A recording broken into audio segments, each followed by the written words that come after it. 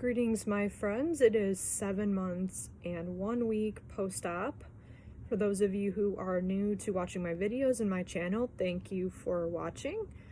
I had a controversial surgery in March of 2020, right before the lockdowns, called pudendal nerve decompression surgery in Phoenix, Arizona with Dr. Michael Hibner, due to the fact that I had chronic, long-lasting, 7-year long-lasting pelvic nerve pain.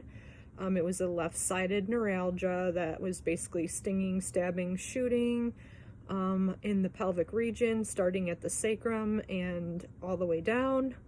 The surgery pretty much, he severs the sacrotuberous ligament from the back, from the gluteus, and he goes down the entire distribution of the pudendal nerve to the beginning of Alcott Canal to clear away any scar tissue around the nerve.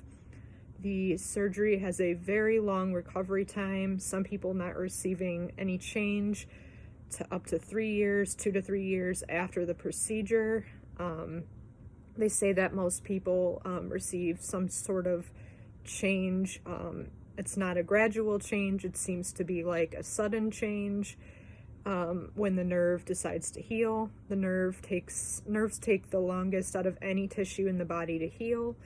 That's because the pudendal nerve has both sympathetic and autonomic fibers, which means that it's under voluntary and involuntary control from the brain. So there's a lot of feedback that goes into the pudendal nerve. As of recently, I've been exploring the vascular compression routes, which include May-Turner syndrome, Nutcracker syndrome, and pelvic congestion syndrome.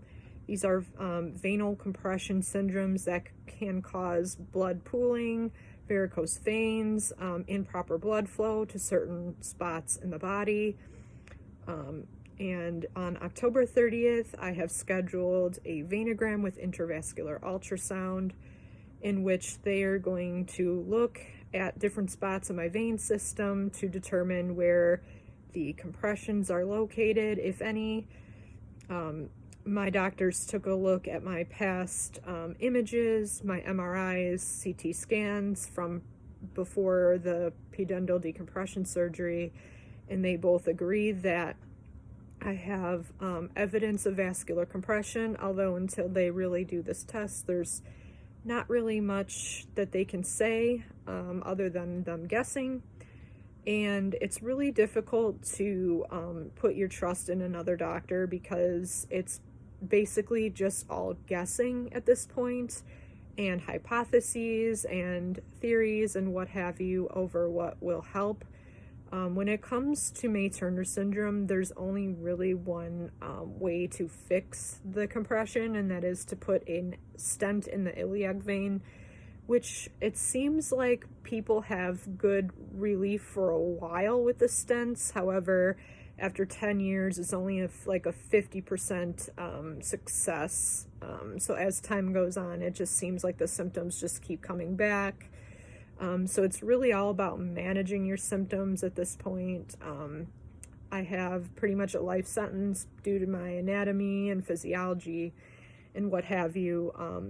Some good news: I've been working at the Kirk Center for Healthy Living, and by working, I mean going there, not actually working. And the ladies at that facility are a pelvic specific facility, and I've been working with different therapists there, and they all of them say that they get pulled to the same spots. Two different ones that kind of play off each other. The pudendal nerve at right outside the Alcott Canal, which they think there's scar tissue there, and also the lower left abdominal area, and they believe it's a vascular in nature, and every time they do some release of that area externally, I do feel like a good few hours of relief after the session. However, everything kind of returns. My pain tends to be okay in the mornings, and then as the day goes on, usually around 4 or 5, it takes a turn for the worst, and the pressure and pain just sort of really get to me. I'm in discomfort pretty much 24/7. but I don't have nerve pain 24/7. So it's either nerve pain that's the lower left, or it's abdominal discomfort, pressure, pain, etc. It's usually one or the other is worse at any given time. I have been trying to do some stretching and stuff like that on my foam roller. Unfortunately, in the Chicago suburbs, it's now becoming 40, 50-degree weather. And when it's 40 degrees and it's windy, it feels like 20. So, and I cannot wear pants or underwear at this point because the nerve pain is so sensitive. So, I bought some leg warmers, and it's getting to a point where I don't really think that I can take walks like I used to, also due to the fatigue, and such. Another good thing is that I've met some other people that have vascular compression issues, May Turners, and they have positive results with the stent. However, a lot of them are pretty new with the stent. So, usually I talk to people that have relief of their pelvic issues. Some of them have lingering pain in other spots, but it's basically a trial and error type of thing. I'm again still on the fence about getting stented. I know there's probably not much point in him going in there to just look at it and not place the stent. However, it's a permanent thing, and again, the long-term efficacy or whatever of the stents have not been studied or whatever. So for me, it's sort of like I'm taking another gamble on my body, which I'm not really even a year post-op from. However, in my heart of hearts, I do believe that this is part of the problem that I need to address, because this nerve needs to heal, and I don't believe that the nerve can heal without proper blood flow. So that's kind of where my head is at with that. Mentally, I have good days and bad days like anyone else. However, on the bad days, I just feel like everything can set, like, any type of extreme temperature change, whether that be hot or cold, can set me off. Anything that takes like extra effort to do can set me off. The other thing that kind of sucks is that before I have to do this venogram, I have to get blood work done twice, one to be cleared for the procedure, and then another on the day of, and I have to have a negative COVID test to even be admitted to the hospital.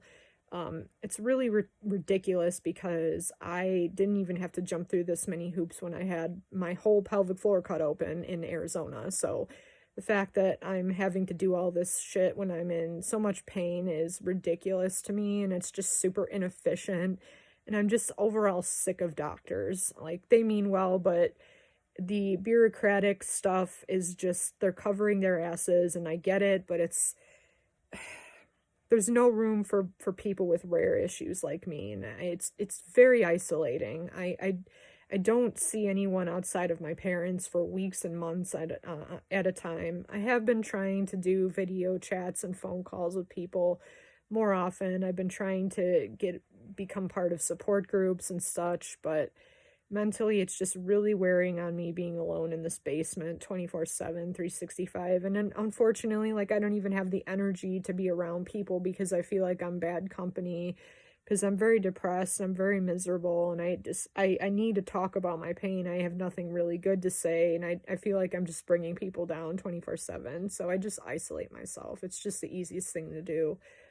I've been in talk therapy for several months, and it does help, but at the end of the day, I'm still left alone with my depression. So it's nobody's problem but my own. And I'm dealing with a couple of other personal transitions in my personal life that I can't really talk about on here. But for those of you who know, it's just also just been terrible timing with all that, and trying not to overwhelm my parents too much. My mom has been great in taking me to doctor's appointments, taking me to physical therapy. She's pretty much available whenever. It's just that sometimes we don't really get along, and we do better when we don't live with each other, but the circumstances now are that we have to live with each other. So trying to make the best of that situation. And then when it comes to like the gastro issues, like I did take the food intolerance test. That it kind of helped me a little bit, but I've determined overall that with the gastro end of things, it's just basically how much I eat per day and the timing of when I eat that affects this pain issue. So um, I don't believe that it is mechanical in nature with the gastro, and that is, but it's having to do with pressure being put in the vein area of the iliac area. So hopefully, going to continue to talk to these new people I met um, that have May-Turner syndrome. I'm excited about that. Debating on deleting my social media because it's just basically, it really affects your mental health after a while. But my goal is to be able to reach as many people as possible. So in that sense, I don't think it's a good idea to delete things, but in for the sense of my mental health, maybe I'll just install some apps on my phone so I'm not constantly scrolling. I clearly need to get a hobby because I have nothing to do all day other than email doctors and watch stupid TV shows. So I'm trying my hardest, but at times I can't even think straight because the nerve pain is so high. So that's me, 7 months and 1 week post-op. Thank you for bearing with me for 11 minutes. I give you props to whoever made it this far. So I will talk to you guys in a week, and thanks again for watching.